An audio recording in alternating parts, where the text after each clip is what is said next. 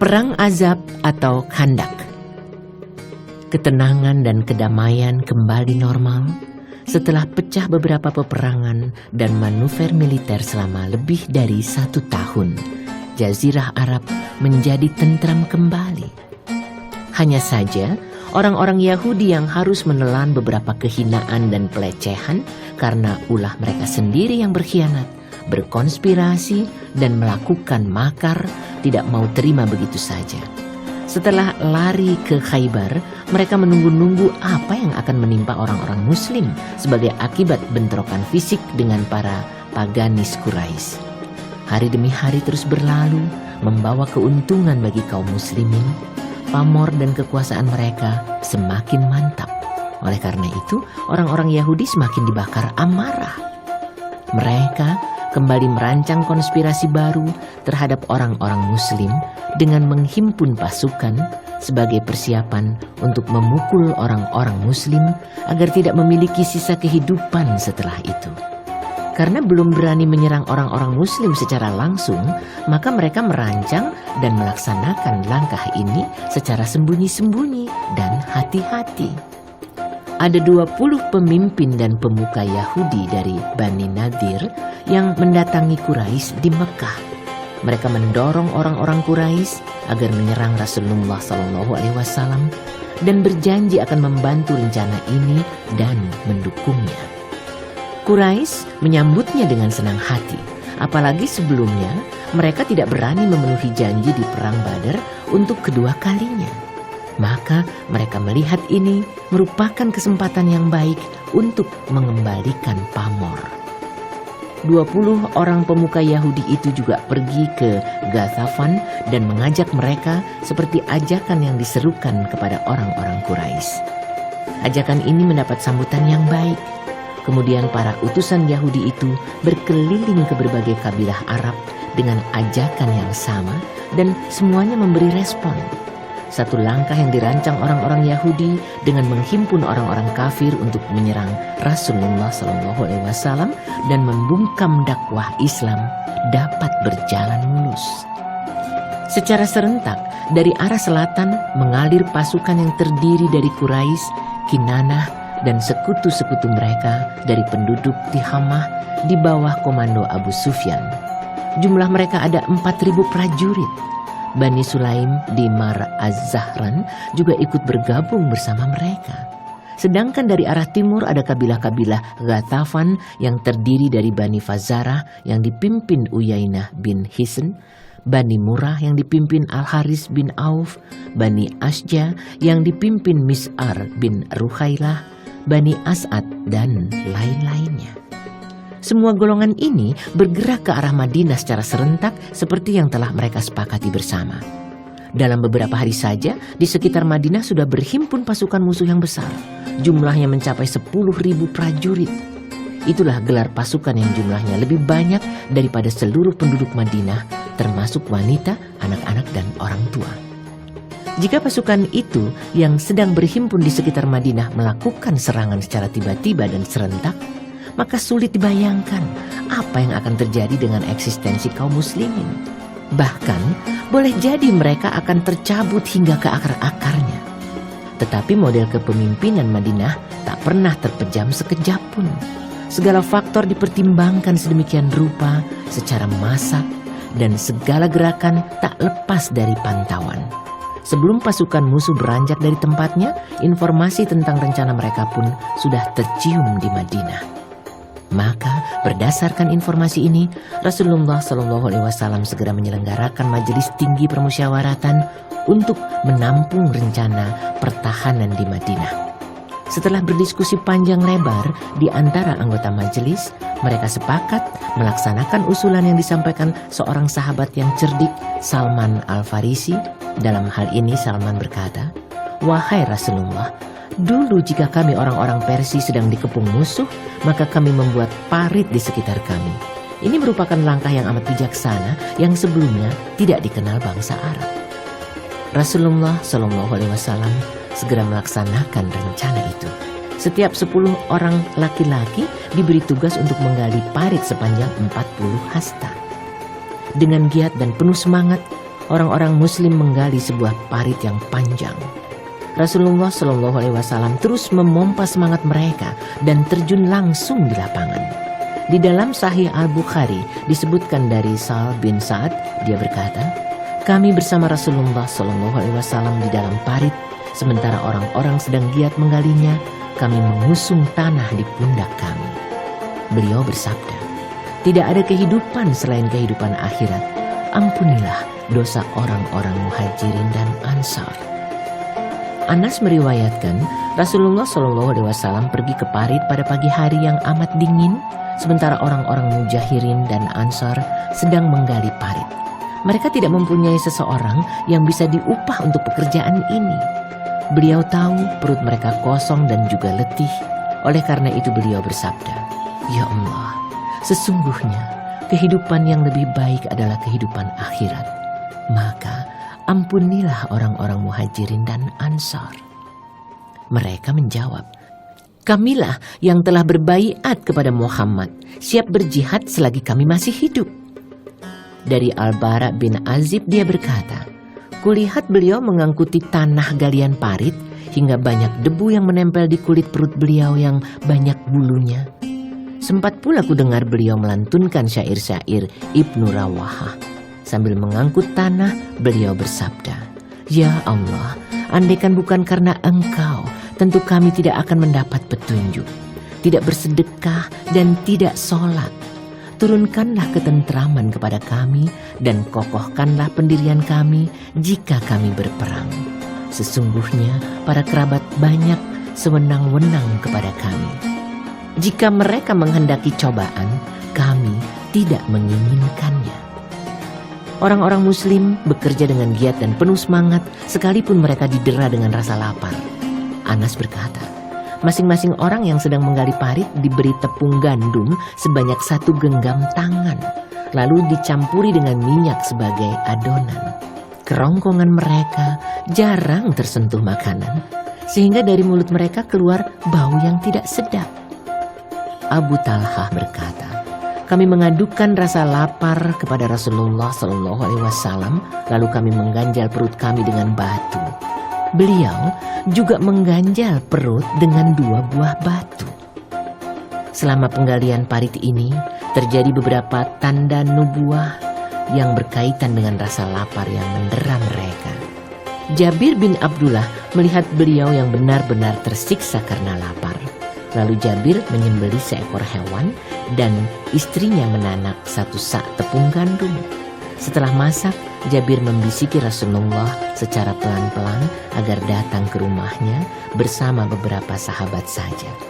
Tetapi beliau justru berdiri di hadapan semua orang yang sedang menggali parit yang jumlahnya ada 1000 orang. Lalu mereka melahap makanan yang tak seberapa banyak itu hingga mereka kenyang. Bahkan masih ada sisa dagingnya. Begitu pula adonan tepung untuk roti. Saudara perempuan An-Nu'man bin Bashir datang ke tempat penggalian parit sambil membawa korma setangkup tangan untuk diberikan kepada ayah dan pamannya. Ketika itu pula Rasulullah Shallallahu Alaihi Wasallam lewat di dekatnya dan meminta korma tersebut. Lalu beliau meletakkannya di atas lembar kain. Setelah itu beliau memanggil semua orang dan mereka pun memakannya. Setelah semua orang yang menggali parit memakannya, ternyata korma yang hanya setangkup tangan itu masih tersisa dan bahkan jumlahnya lebih banyak. Sehingga sebagian ada yang tercecer keluar dari hamparan kain. Yang lebih besar dari gambaran ini adalah yang diriwayatkan oleh Al-Bukhari dari Jabir. Dia berkata, saat kami menggali parit, ada sebongkah tanah yang amat keras. Mereka mendatangi Nabi Shallallahu Alaihi Wasallam seraya berkata, ini ada tanah keras yang teronggok di tengah parit. Kalau begitu aku akan turun ke bawah, sabda beliau. Setelah turun, beliau berdiri tegak dan terlihat perut beliau yang diganjal batu. Sebelumnya kami bertiga sudah mencoba untuk mengatasinya, namun tidak mampu. Lalu beliau mengambil cangkul dan memukul onggokan tanah yang keras itu hingga hancur berkeping-keping menjadi pasir. Al-Bara berkata, Saat menggali parit di beberapa tempat kami terhalang oleh tanah yang sangat keras dan tidak bisa digali dengan cangkul. Kami melaporkan hal ini kepada Rasulullah SAW. Beliau datang, mengambil cangkul dan bersabda, Bismillah. Kemudian menghantam tanah yang keras itu dengan sekali hantaman. Beliau bersabda, Allah Maha Besar. Aku diberi tanah Persia, demi Allah, saat ini pun aku bisa melihat istana Madain yang bercat putih. Kemudian beliau menghantam untuk ketiga kalinya dan bersabda, Bismillah. Maka hancurlah tanah yang masih tersisa. Kemudian beliau bersabda, Allah Maha Besar. Aku diberi kunci-kunci Yaman. Demi Allah dan tempatku ini, aku bisa melihat pintu-pintu gerbang San'a. Ibnu Ishaq juga meriwayatkan yang serupa dengan ini dari Salman Al-Farisi radhiyallahu anhu.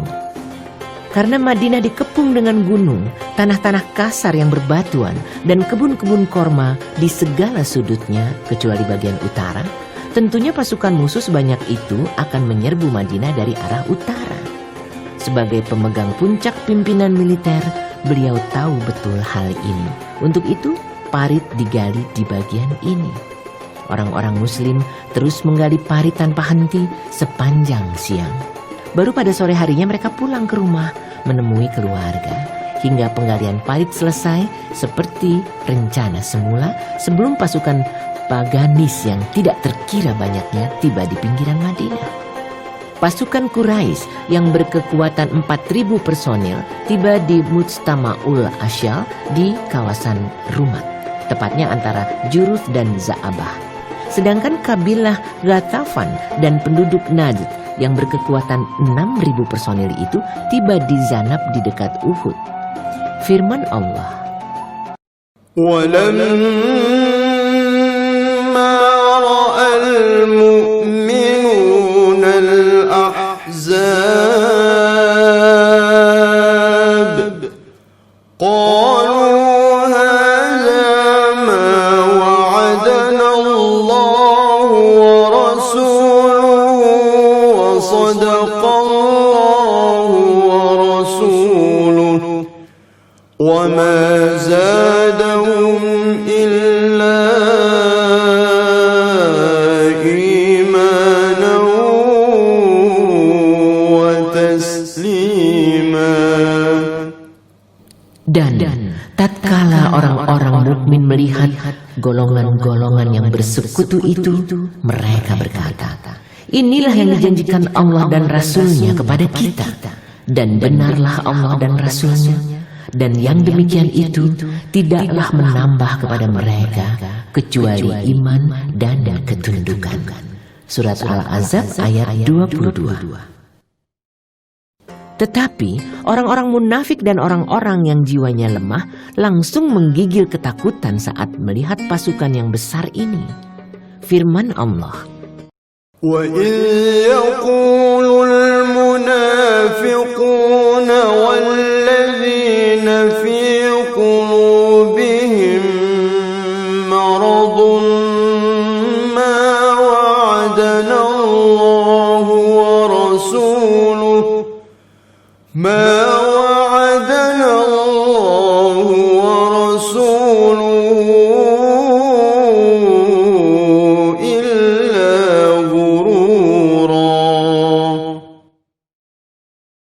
Tulisan Arab 30.2. Dan ingatlah ketika orang-orang munafik dan orang-orang yang berpenyakit dalam hatinya berkata, Allah dan Rasul-Nya tidak menjanjikan kepada kami melainkan tipu daya. Surat Al-Ahzab ayat 12. Rasulullah SAW keluar rumah dengan kekuatan 3.000 personil. Di belakang punggung mereka ada gunung Sal'un dan dapat dijadikan pelindung. Sedangkan parit membatasi posisi mereka dengan pasukan musuh.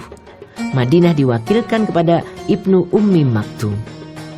Para wanita dan anak-anak ditempatkan di rumah khusus sebagai perlindungan bagi mereka.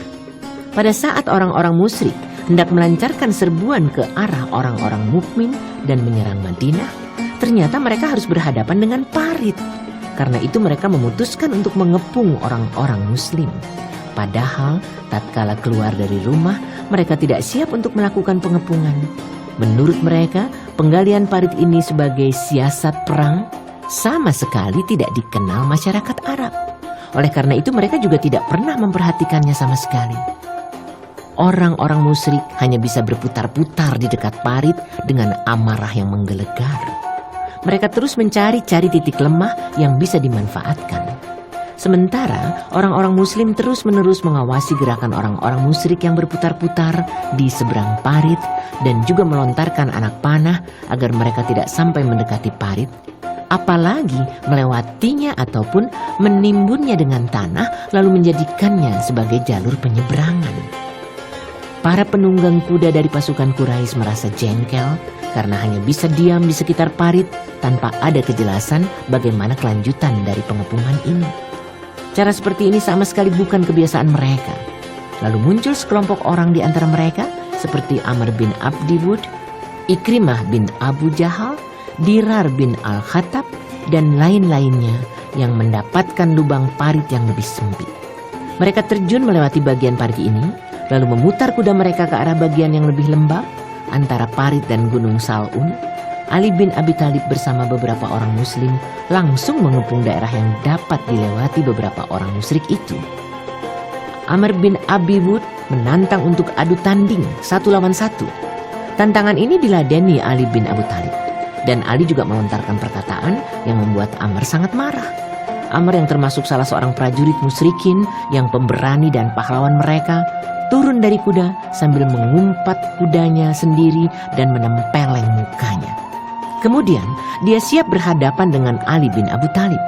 Keduanya berputar-putar lalu bertanding dengan seru sehingga Ali dapat membunuhnya. Sementara yang lain juga merasa terdesak lalu mereka terjun ke parit dan melarikan diri. Mereka benar-benar ketakutan sampai-sampai Ikrimah bin Abu Jahal meninggalkan tombaknya.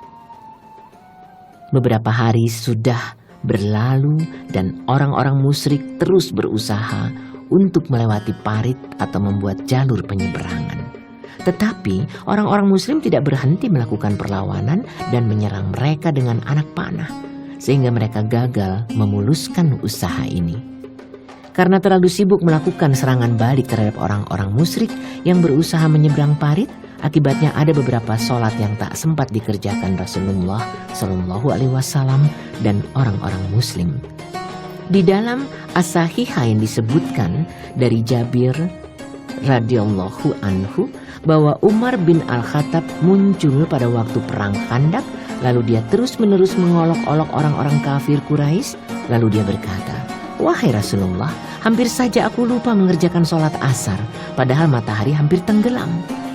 "Aku pun belum sempat mengerjakannya," sabda beliau. Lalu kami turun membawa alat pembuat tepung, beliau wudhu dan kami pun wudhu. Beliau sholat asar setelah matahari tenggelam, setelah itu langsung disusul dengan sholat maghrib. Nabi Shallallahu Alaihi Wasallam merasa menyesal karena beberapa sholat yang tertinggal. Sampai-sampai beliau mendoakan kemalangan bagi orang-orang musyrik, karena gara-gara mereka lah sholat beliau tidak sempat dilaksanakan. Di dalam riwayat Al-Bukhari dari Ali dari Nabi Shallallahu Alaihi Wasallam, beliau bersabda pada waktu perang Khandaq, "Allah memenuhi rumah dan kuburan mereka dengan api, sebagaimana mereka telah membuat kita sibuk dan tidak sempat melaksanakan sholat asar hingga matahari terbenam." Di dalam Musnad Ahmad dan Asy-Syafi'i disebutkan bahwa orang-orang musyrik itu membuat mereka sibuk hingga tak sempat melaksanakan sholat zuhur, asar, maghrib, dan isya. Lalu beliau mengerjakan sholat secara sekaligus. An-Nawawi menuturkan, cara mengompromikan beberapa riwayat ini bahwa perang Khandaq berjalan selama beberapa hari, memang pada sebagian hari ada acara menjamak sholat seperti yang pertama dan sebagian hari yang lain ada cara menjamak seperti yang kedua.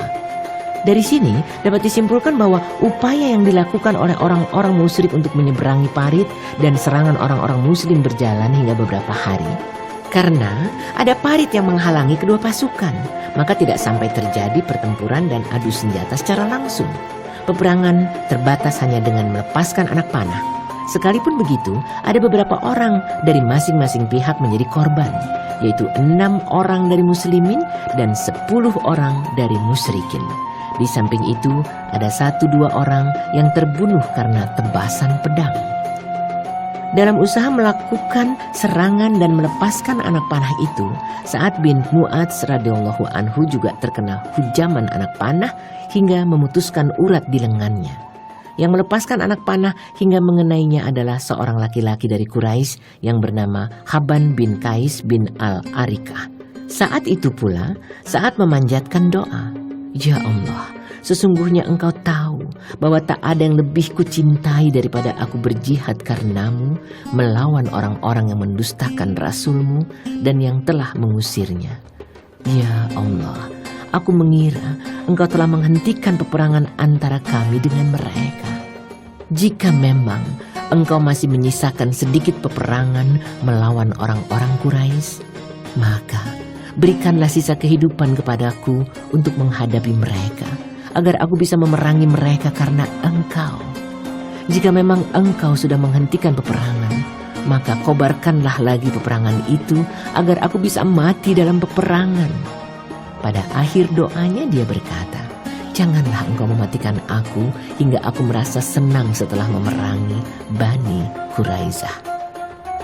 Pada saat orang-orang muslim menghadapi situasi perang yang amat keras ini, ular-ular berbisa yang biasa melakukan konspirasi dan berkhianat sedang menggeliat di dalam lubangnya, siap menyemburkan bisanya ke tubuh orang-orang muslim. Tokoh penjahat Bani Nadir atau Huyai bin Akhtab datang ke perkampungan Bani Quraizah. Dia menemui Ka'ab bin Asad al-Qurazi, pemimpin Bani Quraizah, sekutu dan rekannya.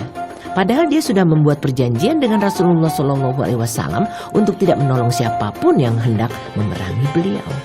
Huyai menggedor pintu benteng Ka'ab, tetapi Ka'ab tidak mau membukakan pintu. Setelah Huyai mendesak terus-menerus, pintu pun dibukakan. Huyai berkata, "Aku menemuimu wahai Ka'ab dengan membawa kejayaan masa lalu dan lautan yang mempesona. Aku datang kepadamu bersama Quraisy, pemimpin dan pemuka mereka, hingga aku menyuruh mereka bermarkas di Majma'ul Asyal di bilangan Rumat. Sedangkan Ghatafan dengan semua pemimpinnya kusuruh bermarkas di Zanab, Nakami dekat Uhud. Mereka semua sudah berjanji dan bersumpah kepadaku untuk tidak pulang sebelum membinasakan Muhammad dan para pengikutnya." Ka'ab menjawab, "Demi Allah, engkau datang kepadaku sambil membawa kebinasaan masa lalu dan awan yang kering. Awan itu mengeluarkan kilat dan suara petir, tetapi kosong melompong. Celaka engkau wahai Huyai. Tinggalkan aku dan urusanku. Aku tidak melihat diri Muhammad melainkan sosok orang yang jujur dan menepati janji." Huyai terus-menerus membujuk dan merayu Ka'ab hingga akhirnya Huyai bersumpah atas nama Allah dan berjanji, "Jika orang-orang Quraisy dan Ghatafan mundur, mereka tidak jadi menyerang Muhammad, maka aku akan bergabung denganmu di dalam bentengmu dan aku siap menanggung akibatnya bersamamu." Jadilah Ka'ab bin As'ad melanggar perjanjian yang telah disepakatinya. Dia sudah melepaskan ikatan dengan orang-orang muslim. Dia bergabung dengan orang-orang musyrik untuk memerangi orang-orang muslim. Ketika itu pula, orang-orang Yahudi bangkit untuk memerangi orang-orang muslim. Ibnu Ishaq menuturkan, Safiyah binti Abdul Muthalib berada dalam satu bilik benteng yang dikhususkan bagi para wanita muslimah dan anak-anak yang dijaga Hasan bin Sabit. Safiyah berkata, menuturkan kejadian waktu itu, "Ada seorang laki-laki Yahudi melewati tempat kami lalu mengelilingi benteng. Sementara semua Yahudi Bani Quraizah maju untuk berperang dan melanggar perjanjian yang sudah disepakati dengan Rasulullah SAW. Tidak ada orang-orang muslim yang menjaga kami karena beliau dan semua orang-orang muslim sedang berhadapan dengan musuh. Tidak mungkin mereka mundur ke tempat kami dan meninggalkan pos mereka jika ada orang yang menyerang kami. Kukatakan kepada Hasan, 'Wahai Hasan, seperti yang engkau lihat, orang Yahudi itu mengitari benteng. Demi Allah, aku merasa tidak aman jika dia menunjukkan titik lemah kita dari arah belakang ini kepada orang-orang Yahudi.' Sementara Rasulullah SAW dan para sahabat tidak sempat lagi mengurus kita. maka hampirilah orang itu dan bunuhlah dia. Demi Allah, engkau tahu sendiri aku bukanlah orang yang mahir dalam masalah bunuh-membunuh, jawab Hasan. Safiyah berkata, lalu kuikat pinggangku dan kuambil sepotong tiang penyangga, lalu aku turun dari benteng untuk menghampiri orang Yahudi itu. Potongan tiang itu kupukulkan ke tubuhnya hingga mati. Setelah itu aku kembali lagi ke benteng. Kukatakan kepada Hasan, wahai Hasan, turunlah dari benteng dan ikatlah dia. Kalau bukan karena dia seorang laki-laki, tentu sudah kuikat sendiri. Hasan bin Sabit berkata, kurasa aku tak perlu lagi mengikatnya. Tindakan yang berani dari bibi Rasulullah SAW ini mempunyai pengaruh yang amat mendalam untuk menjaga para wanita dan anak-anak muslimin. Sebab selama itu orang-orang Yahudi menduga rumah penampungan dan benteng bagi para wanita dan anak-anak dijaga ketat pasukan muslimin. Padahal nyatanya sama sekali tidak terjaga. Karena dugaan itu, mereka tidak berani melakukan serangan ke benteng itu. Mereka juga tidak berani terang-terangan melakukan serangan terhadap orang-orang muslim. Mereka hanya mengulurkan bantuan kepada pasukan orang-orang kafir dengan memasok bahan makanan. Tetapi pasokan itu juga bisa diambil orang-orang muslim. Sebanyak 20 onta. Kabar tentang tindakan orang-orang Yahudi didengar Rasulullah SAW dan orang-orang muslim. Maka ketika itu pula beliau ingin mengecek kebenarannya. Untuk itu beliau meminta keterangan langsung dari Bani Quraizah agar dapat segera diambil tindakan secara militer. Beliau mengutus Sa'ad bin Mu'az, Sa'ad bin Ubadah, Abdullah bin Rawahah, dan Khawat bin Jubair. Beliau bersabda kepada para utusan ini, pergilah ke sana dan cari tahu apakah benar kabar yang kita dengar dari mereka ini ataukah tidak. Jika kabar itu benar, beritahukan kepadaku hanya dengan melalui isyarat saja agar tidak mematahkan semangat orang-orang. Jika mereka masih menepati janjinya, bolehlah kalian memberitahukan kepada orang-orang. Setiba di sana, para utusan itu mendapatkan keadaan yang jauh lebih jahat dari gambaran semula. Orang-orang Yahudi itu secara terang-terangan mencemooh dan memperlihatkan permusuhan, bahkan mereka juga mengejek Rasulullah SAW. Siapa itu Rasul Allah? Tidak ada perjanjian antara kami dan Muhammad, dan juga tidak ada ikatan apa-apa, kata mereka. Para utusan itu pulang, lalu mengisyaratkan keadaan mereka kepada Rasulullah SAW dengan berkata, Adha dan Karah. Artinya, orang-orang Yahudi itu seperti Bani Adal dan Karah yang melanggar perjanjian. Sekalipun para utusan itu sudah berusaha menyembunyikan kenyataan yang sebenarnya, toh sebagian orang-orang muslim ada yang bisa menangkapnya, sehingga mereka merasa bahwa keadaannya benar-benar amat gawat. Itu merupakan situasi yang sangat rawan yang pernah dihadapi orang-orang muslim. Antara posisi mereka dan posisi Yahudi Bani Quraizah tidak ada penghalang sedikit pun, andaikan mereka memukul dari belakang. Sementara di hadapan mereka ada segelar pasukan musuh yang tidak mungkin ditinggalkan. Sementara tempat penampungan para wanita dan anak-anak tidak jauh dari posisi Bani Quraizah yang berkhianat. Apalagi tempat itu tanpa pasukan yang menjaga. Keadaan mereka telah digambarkan oleh Allah dalam firman-Nya, إذ جاءوكم من فوقكم ومن أسفل منكم وإذ زاغت الأبصار وبلغت القلوب الحناجر وتظنون بالله الظنون هنالك ابتلي المؤمنون وزلزلوا زلزالا شديدا. yaitu ketika mereka datang kepada kalian dari atas dan dari bawah, dan ketika tidak tetap lagi penglihatan kalian dan hati kalian naik menyesak sampai tenggorokan, dan kalian menyangka terhadap Allah dengan bermacam-macam prasangka. Disitulah diuji orang-orang mukmin dan diguncangkan hatinya dengan guncangan yang dahsyat.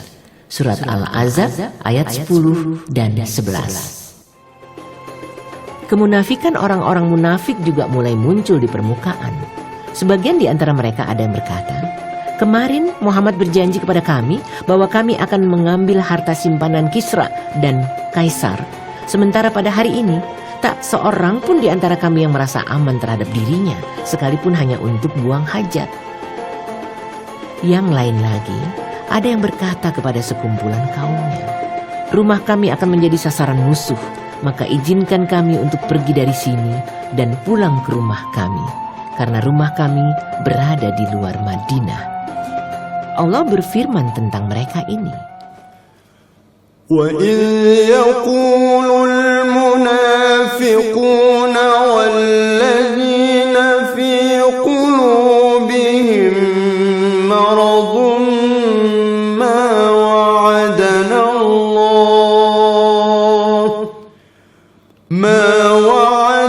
اللَّهُ وَرَسُولُهُ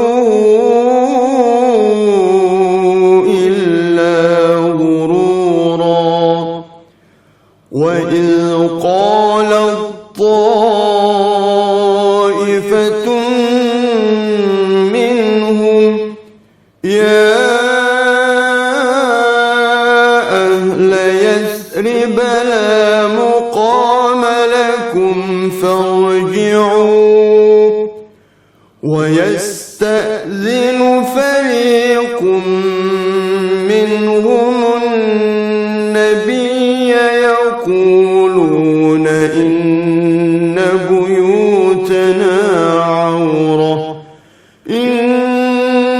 بيوتنا عورة وما هي بعورة إن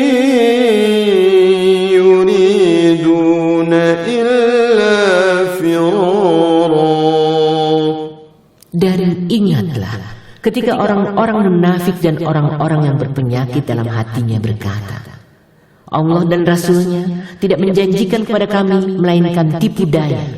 Dan ingatlah ketika segolongan di antara mereka berkata, "Hai penduduk Yasrib atau Madinah, tidak ada tempat bagi kalian, maka kembalilah kalian." Dan sebagian dari mereka meminta izin kepada Nabi untuk kembali pulang dengan berkata, "Sesungguhnya rumah-rumah kami terbuka, tidak ada penjaga, dan rumah-rumah itu sekali-kali tidak terbuka. Mereka tidak lain hanyalah hendak lari." Surat Al-Ahzab ayat 12 dan 13. Setelah mendengar pengkhianatan Bani Quraisyah, Rasulullah SAW menggelar kainnya, lalu tidur telentang, diam sekian lama, hingga orang-orang muslim mendapat ujian yang cukup berat. Namun tak lama kemudian membersit harapan. Beliau bangkit sambil berseru, "Allahu Akbar! Bergembiralah wahai orang-orang muslim dengan kemenangan dan pertolongan Allah." Kemudian beliau merancang beberapa strategi untuk menghadapi situasi yang sangat rawan ini. Salah satu strategi yang beliau canangkan ialah dengan mengutus beberapa penjaga ke Madinah untuk menjaga para wanita dan anak-anak. Tetapi sebelumnya harus ada upaya untuk mengacaukan pasukan musuh. Untuk memuluskan rencana ini, beliau hendak membuat perjanjian dengan Uyainah bin Hisn dan Al-Haris bin Auf, dua pemimpin Ghatafan, bahwa beliau akan menyerahkan sepertiga hasil panen korma di Madinah kepada mereka asal mereka berdua mau mengundurkan diri dari kancah bersama kaumnya, lalu membiarkan beliau menghantam Quraisy dan menghancurkan kekuatan mereka. Terjadi tawar-menawar yang cukup alot.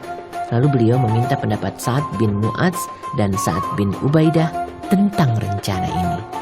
Keduanya berkata, "Wahai Rasulullah, jika Allah memerintahkan engkau untuk mengambil keputusan seperti ini, maka kami akan tunduk dan patuh. Tetapi jika ini merupakan keputusan yang hendak engkau ambil bagi kami, maka kami tidak membutuhkannya. Dulu kami dan mereka adalah orang-orang yang sama menyekutukan Allah dan menyembah berhala.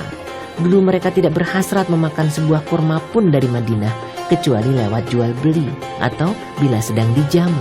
Setelah Allah memuliakan kami dengan Islam dan memberi petunjuk Islam serta menjadi jaya bersama Engkau, mengapa kami harus memberikan harta kami kepada mereka? Demi Allah, kami tidak akan memberikan kepada mereka kecuali pedang.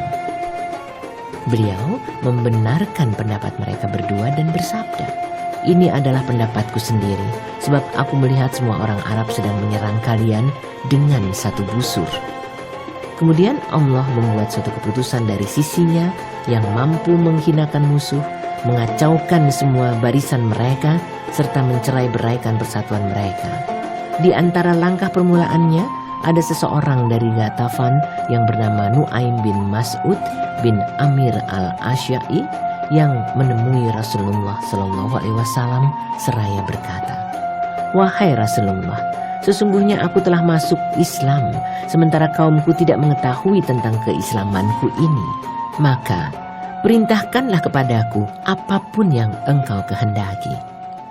"Engkau adalah orang satu-satunya," sabda beliau, "berilah pertolongan kepada kami menurut kesanggupanmu, karena peperangan ini adalah tipu muslihat." Seketika itu pula Nu'aim pergi menemui Bani Quraisyah yang menjadi teman karibnya semasa jahiliyah. Dia menemui mereka dan berkata, "Kalian sudah tahu cintaku kepada kalian, khususnya antara diriku dan kalian?" "Engkau benar," kata mereka. Nu'aim berkata, "Orang-orang Quraisy tidak bisa disamakan dengan kalian. Negeri ini adalah negeri milik kalian. Di sini ada harta benda, anak-anak, dan istri-istri kalian. Kalian tidak akan sanggup meninggalkan negeri ini untuk pindah ke tempat lain. Sementara Quraisy dan Ghatafan datang ke sini untuk memerangi Muhammad dan rekan-rekannya. Lalu kalian menampakkan dukungan kepada mereka. Padahal negeri, harta benda, dan wanita-wanita mereka berada di tempat lain. Jika mereka merasa mendapat kesempatan, tentu kesempatan itu akan mereka pergunakan sebaik-baiknya. Jika tidak, mereka pun akan kembali ke negeri mereka dan meninggalkan kalian bersama Muhammad yang akan melampiaskan dendam kepada kalian." "Lalu bagaimana baiknya, wahai Nu'aim?" tanya mereka. "Kalian tidak perlu berperang bersama mereka, kecuali setelah mereka memberikan jaminan kepada kalian," jawab Nu'aim. "Engkau telah memberikan jawaban yang sangat tepat," jawab mereka. Setelah itu Nu'aim langsung menemui Quraisy dan berkata kepada mereka, "Kalian sudah tahu cintaku kepada kalian dan nasihat-nasihat yang pernah kusampaikan?" "Begitulah," jawab mereka. Dia berkata lagi, "Rupanya orang-orang Yahudi merasa menyesal karena telah melanggar perjanjian dengan Muhammad dan rekan-rekannya. Secara diam-diam mereka telah mengirim utusan untuk menemui Muhammad bahwa mereka hendak meminta jaminan kepada kalian. Lalu jaminan itu akan mereka serahkan kepada Muhammad, yang tentu saja mereka berpaling dari kalian. Jika mereka meminta jaminan, kalian tidak perlu memberikannya kepada mereka." Kemudian Nu'aim menemui orang-orang Ghatafan dan berkata pula kepada mereka. Tepatnya malam Sabtu bulan Syawal 5 Hijriah, orang-orang Quraisy mengirim utusan untuk menemui orang-orang Yahudi, menyampaikan pesan, "Kami tidak mungkin berlama-lama di sini, apalagi kondisi onta dan kuda kami sudah banyak yang merosot. Maka bangkitlah saat ini pula bersama kami untuk menghabisi Muhammad." Orang-orang Yahudi mengirim utusan kepada orang-orang Quraisy seraya menyampaikan pesan, "Hari ini adalah hari Sabtu. Kalian sudah tahu akibat yang menimpa orang-orang sebelum kami karena mereka berperang pada hari ini. Di samping itu, kami tidak mau berperang bersama kalian kecuali setelah kalian menyampaikan jaminan kepada kami." Setelah tahu apa yang disampaikan utusan Yahudi, orang-orang Quraisy dan Ghatafan berkata, "Demi Allah, benar apa yang dikatakan Nu'aim kepada kalian." Lalu mereka mengirimkan utusan lagi kepada orang-orang Yahudi menyampaikan pesan, "Demi Allah, kami tidak akan mengirim seorang pun kepada kalian. Bergabunglah bersama kami untuk menghabisi Muhammad."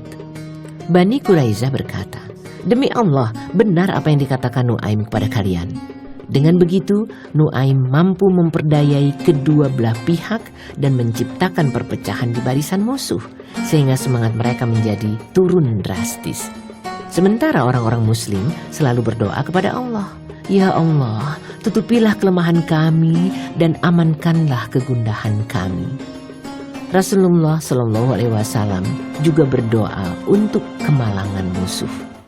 Allahumma munzilal kitab, sari'al hisab, ahzimil ahzab, Allahumma ahzimhu wa zalzilhum. Ya Allah yang menurunkan Alkitab dan yang cepat hisabnya, kalahkanlah pasukan musuh. Ya Allah, kalahkanlah dan guncangkanlah mereka. Allah mendengar doa Rasulnya dan orang-orang muslim. Setelah muncul perpecahan di barisan orang-orang musyrik dan mereka bisa diperdayai, Allah mengirimkan pasukan berupa angin taufan kepada mereka sehingga kemah-kemah mereka porak-poranda. Tidak sesuatu pun yang tegak melainkan pasti ambruk. Tidak ada yang menancap melainkan pasti tercabut. Dan tidak sesuatu pun yang bisa berdiri tegar di tempatnya. Allah juga mengirim pasukan yang terdiri dari para malaikat yang membuat mereka menjadi gentar dan kacau, menyusupkan ketakutan ke dalam hati mereka. Pada malam yang dingin dan menusuk tulang itu, Rasulullah SAW mengutus Huzaifah bin Al-Yaman untuk menemui orang-orang Quraisy dan kembali lagi membawa kabar tentang keadaan mereka yang seperti itu. Bahkan mereka sudah bersiap-siap untuk kembali ke Mekah. Huzaifah bin Al-Yaman menemui beliau dan mengabarkan niat mereka untuk kembali ke Mekah. Pada keesokan harinya, beliau mendapatkan musuh sudah diusir Allah dan hengkang dari tempatnya tanpa membawa keuntungan apa-apa. Cukuplah Allah yang memerangi mereka, memenuhi janjinya, memuliakan pasukannya, menolong hambanya, dan hanya menimpakan kekalahan kepada pasukan musuh. Setelah itu beliau kembali ke Madinah. Perang Khandak ini terjadi pada tahun 5 Hijriah pada bulan Syawal. Ini menurut pendapat yang lebih kuat. Orang-orang musyrik mengepung Rasulullah SAW dan orang-orang muslim selama sebulan penuh atau mendekati itu. Dengan mengompromikan beberapa buku rujukan, dapat diambil kesimpulan bahwa permulaan pengepungan pada bulan Syawal dan berakhir pada bulan Zulkaidah. Menurut riwayat Ibnu Sa'ad, Rasulullah SAW kembali ke Khandak pada hari Rabu, seminggu sebelum habisnya bulan Zulkaidah. Perang Khandak atau Azab bukan merupakan peperangan yang menimbulkan kerugian, tetapi merupakan perang urat syaraf. Di sini tidak ada pertempuran yang seru, tetapi dalam catatan sejarah Islam, ini merupakan peperangan yang sangat menegangkan yang berakhir dengan pelecehan di pihak pasukan musyrikin dan memberi kesan bahwa kekuatan sebesar apapun yang ada di Arab tidak akan sanggup melumatkan kekuatan lebih kecil yang sedang mekar di Madinah. Sebab bangsa Arab tidak sanggup menghimpun kekuatan yang lebih besar daripada pasukan Azab ini.